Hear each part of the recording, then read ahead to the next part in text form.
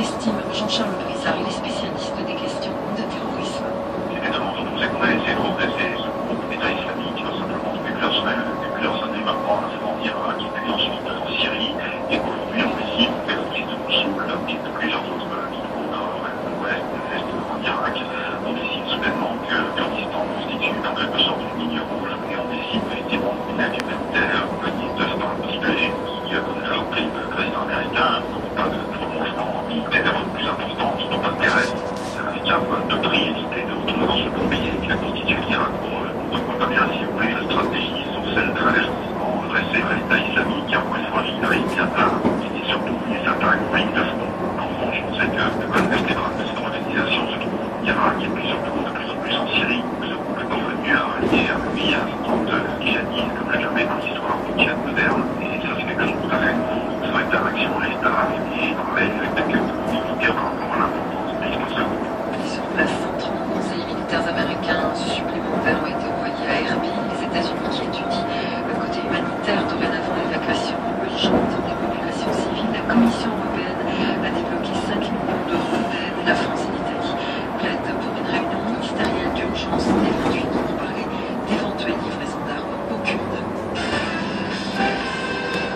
Nous prenons la direction du Caire maintenant. Les négociateurs palestiniens et israéliens doivent reprendre leurs discussions indirectes aujourd'hui afin de tenter de transformer la trêve en cessez-le-feu durable. C'est une journée cruciale puisque la trêve se termine dans la soirée. Le Conseil des droits de l'homme de l'ONU met en place de son côté une commission d'enquête sur les violations des lois humanitaires dans les opérations israéliennes.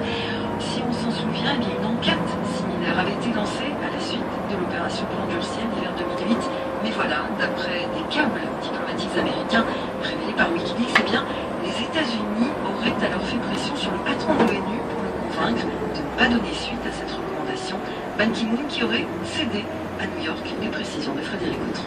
Pour comprendre cette affaire, il faut remonter à décembre 2008. Israël lance alors l'opération Plan Durci dans la bande de Gaza. 3 semaines de bombardement, plus de 1300 morts et des dégâts considérables. À l'époque déjà, les bâtiments de l'ONU sont frappés, ce qui pousse Ban Ki-moon à nommer une commission d'enquête indépendante. Quelques mois plus tard, cette commission conclut qu'Israël a bombardé sans raison des bâtiments de l'ONU et recommande l'ouverture d'une enquête approfondie sur de possibles crimes de guerre commis par Israël et le Hamas.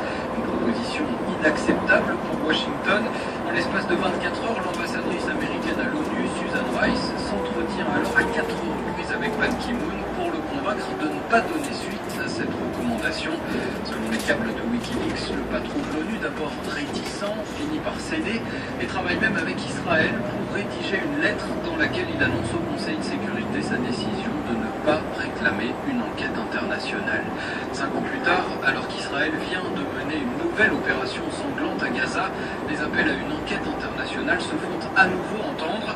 Hier encore, Ban Ki-moon lui-même a déclaré que des comptes devraient être rendus pour chaque vie innocente perdue. Des paroles qui, à la lumière des révélations de Wikileaks, pourraient bien ne jamais être suivies d'action. New York, Frédéric Autran, Média.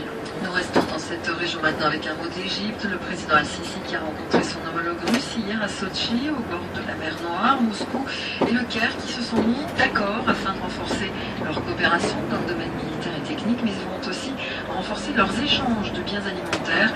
Moscou qui devrait fournir plus de 5 millions de tonnes de blé au premier importateur mondial de cette céréale dans le monde. Le continent africain maintenant avec la Guinée-Bissau qui a décidé de fermer ses frontières avec la Guinée, l'un des 3 pays les plus durement touchés par le virus Ebola. Devant la gravité de l'épidémie de fièvre hémorragique, elle vient de franchir le cap des 1000 morts. Eh bien, la communauté médicale internationale approuve l'emploi de traitements non homologués comme le Zemapp. Il a fait ses preuves, on le sait, sur 2 personnes atteintes. En revanche, en Espagne, eh bien, la 3e, le missionnaire qui avait contracté la maladie au Libéria, est décédé. Tous les détails avec à Madrid, Pierre Quérol. L'ecclésiastique avait été rapatrié jeudi à bord d'un Airbus médicalisé des forces armées espagnoles.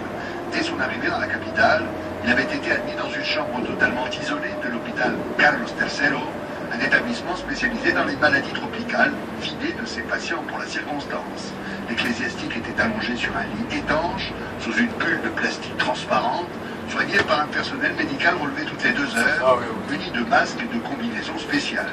Pajaré, 75 ans, était le 3e patient au monde à être traité avec le Zemapp, Un remède expérimental également administré aux États-Unis à 2 malades atteints du virus Ebola, dont l'état semble-t-il s'améliore. Le ministère espagnol de la Santé avait en effet acheté exceptionnellement le produit alors qu'il n'était pas homologué par les autorités sanitaires mondiales. Il l'avait fait venir spécialement de Genève en se basant sur une législation autorisant l'emploi de substances non autorisées pour un malade en danger de mort. Madrid, Pierre Quérol, Média. Et on apprend ce matin que le Canada va faire don à l'OMS pour l'Afrique d'une petite quantité de ce sérum expérimental contre le virus Ebola. Un sérum donc, que le Canada a développé dans ses laboratoires publics. On parle ce matin de 800 à 1000 doses qui ont été donc annoncées. L'information va continuer avec tout d'abord ces nouvelles violences en Libye.